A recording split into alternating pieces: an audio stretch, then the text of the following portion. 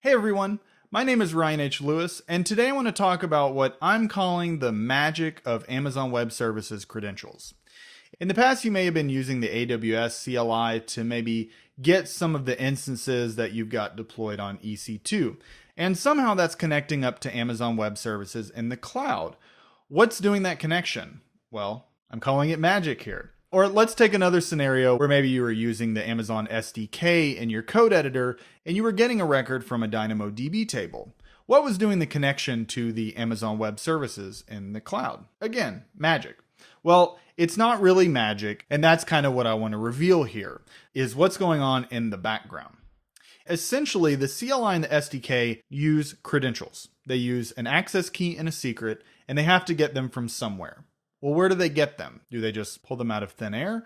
Or is there some place that they're looking for them? Well, they're looking for them a couple places. They look for them in the command line options. They look for environment variables. They look in a couple different files. And if you're running an instance in EC2, they even look at the credentials for that instance. There are a lot of different places, but today I want to focus on the ones that I think you will interact with the most, which are the credentials and the config file. The credentials file is especially a goldmine. I mean, there's the most important things in that credentials file, like the access key and the secret key. And this is actually an example. This is verbatim of something that would be in an AWS credentials file. It's got default, which is the profile name. We'll talk about that in a second. Then it's got the access key and the secret, which are some values that don't look like this. These are fake values, obviously.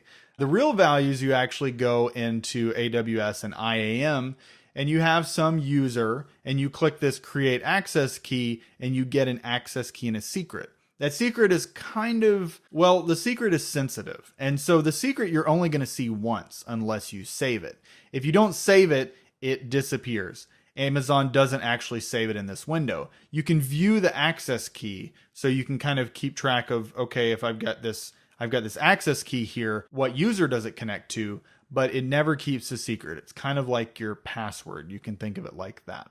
So whenever you create this access key, you want to pull down those credentials and use them somewhere. And the place you're going to do that is that credentials file. The credentials file is stored in a physical place on your hard drive. On Windows, it's in the C users, your username, and then the .aws directory. The file's just called credentials. It doesn't have .text or anything after it. On Mac and Linux, it's going to be in the tilde.aws directory, tilde being your home directory. The file names are the same. And even though it's a file that you're going to be building, you don't have to do it by hand. You can see here I'm using the AWS command line, the configure command, to actually put this information in. It's going to set it up on the default profile, but it's a lot easier than creating the file by hand. When I open that file, you can see that the access key and the secret that I just created are there. There's another file that we'll talk about again in a second, the config file, and you can see that the config options that I entered in the AWS configure command are also there. So let's talk about profiles. It would suck if you could only use one set of credentials for an AWS account. Like if you were on your machine and every time you wanted to go from one AWS account to a different AWS account, or even a different user with different permissions, you had to go and manually change a file. That would be very inconvenient. So instead, AWS has this concept of profiles. And the profiles allow you to have different sets of access keys and secrets, and you can name those profiles. So when you're in the command line or you're in your SDK, you can say, hey, I want to use this specific profile's access key and secret to access AWS. And with each access key and secret, there's going to be a different set of permissions. So it totally makes sense. You don't have to modify this by hand either. When you're doing the AWS configure command line operation, you can specify a profile name to input the credentials for. There's another thing that we've mentioned, but I haven't really talked too much about, and that's the AWS config file. I have this picture because for me, the config file is always kind of an afterthought. It's not actually a piece of paper with a coffee stain sitting on a trash desk, but it's definitely something that I always forget about. The credentials is what I'm always modifying at work. So a config file looks like this. It can also have profiles. The profiles do want to match what's also in the credentials file, but all it's carrying is the format, and the format's going to be kind of like the basic output when you're running AWS CLI commands.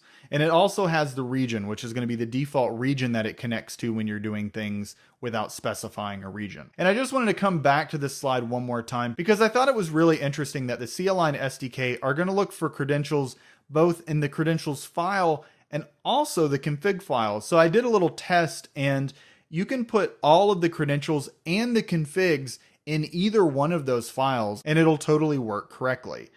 It makes sense to keep them separate because credentials are more sensitive than config, and also logically they are completely different concepts. So it makes sense, but I thought it was interesting that the CLI and SDK will actually look in that config file for credentials. And that's it for credentials today, but we only really scratched the surface. There's a lot more, and there's especially a lot more to AWS. And if you aren't an expert, or even if you are and you just want to make sure that you covered all the basics, I built a couple of courses for Pluralsight that will help you learn AWS by doing. The first course is AWS Developer, the big picture. And this isn't actually the doing course. This is a short hour-and-a-half overview of AWS, and I come at it from the perspective of a developer. See, I'm not a DevOps guy, I'm not an operations guy, I'm actually writing code. And so when you're writing code and you're writing applications, what does AWS mean to the developer, and what do they care about? And so that's kind of the perspective I take on this short overview of AWS.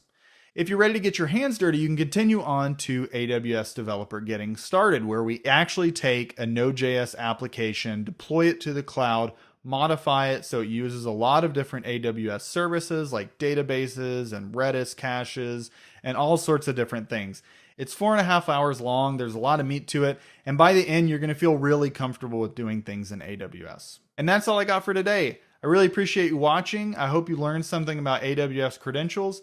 And if you did learn something, I'd appreciate it if you liked the video and even subscribe to me. I'm going to be posting a lot more content on AWS and the serverless framework, all sorts of JavaScript stuff about Node.js and React and Webpack. So there's a lot more coming, and subscribing can keep you up to date with the things that are going on with me. I'll have another video being posted next Wednesday, so I'll see you later.